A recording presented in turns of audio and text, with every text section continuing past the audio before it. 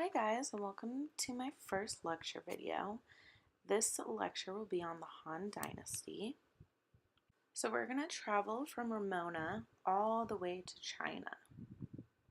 So now please go to YouTube and watch this introductory video. I have posted a picture of what the video looks like.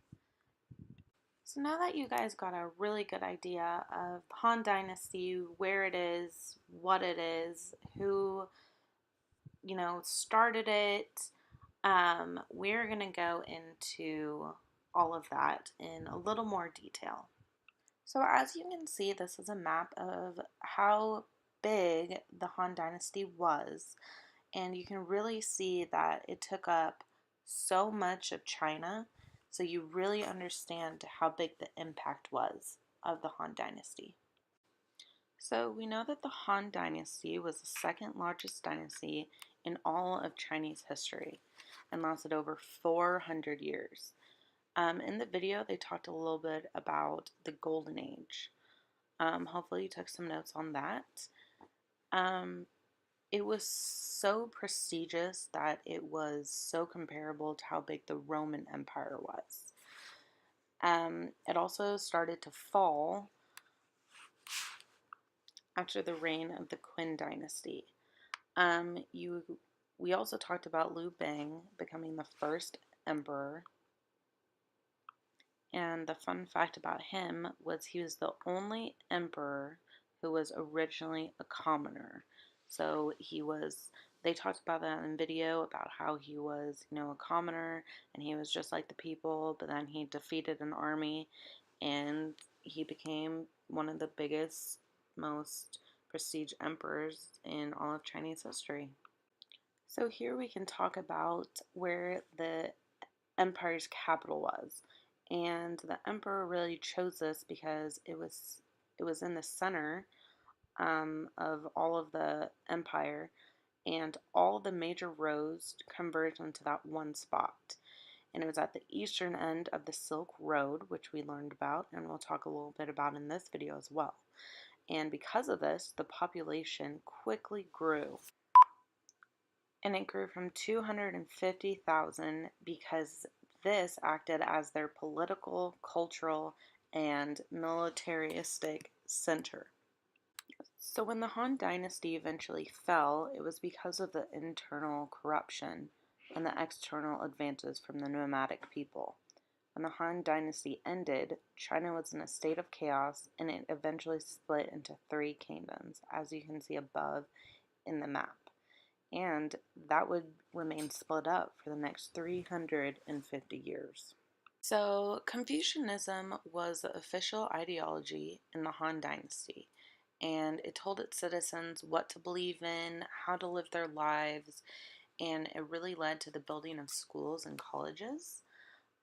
Education was so important to the Hans because it was a sign of a civilized society, which carries over into modern society as it is today. Into some of the Han Dynasty achievements. So the invention of the was done in 105 BC, and it really helps spread literacy and literature. So how they made paper is that they dry pressed plant fibers that they made into sheets of paper, and they used this invention to make, help with their military maps, and included symbols and color coding, which you can see I put a picture above. Now, one of the most important achievements made by the Han Dynasty was the creation of silk. It can be dyed different colors and used to make different materials for clothing, decorations, and that's what made it very popular. Like I said before, just the strong fibers that are in them and the designs actually helps the Han Dynasty sell them to other empires such as the Roman Empire, and it really spread quickly.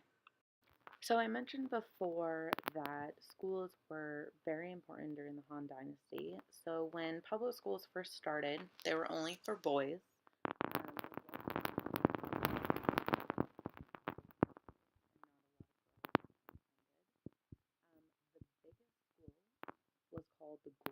school, and obviously it was the empire's best school, right in the middle of the empire. There was at one time 30,000 students, 7,000 teachers, 240 buildings, and 1,850 rooms, which can just tell you how big that is. Now, rich people did not send their kids to school. They actually put them at home where they had personal tutors and teachers.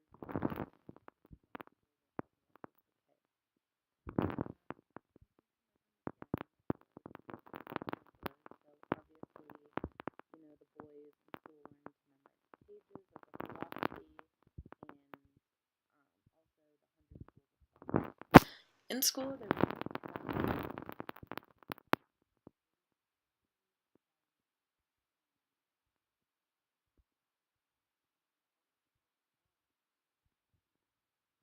government tests, which ended up telling them if they were able to work for the government for a job.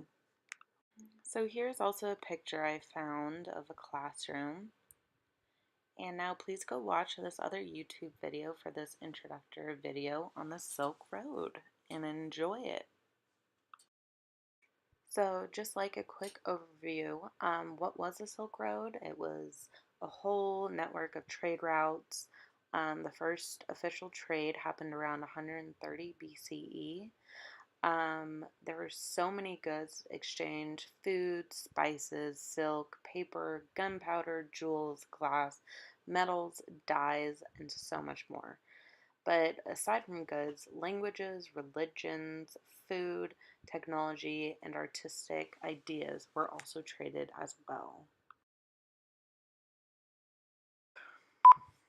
So I wanted to add this map in because it really shows you how much and how big that the Silk Road traveled. As you can see, all the many stops along the way and how many countries it really provided and had connections with everybody. Now, the closing of the Silk Road was really brought on by disease such as smallpox, measles, but the biggest thing was the Black Death, or also known as the bubonic plague. And also just weather, there was starvation, dehydration, and then also bandits that stole goods from all the travelers along the road. So because of the Silk Road, they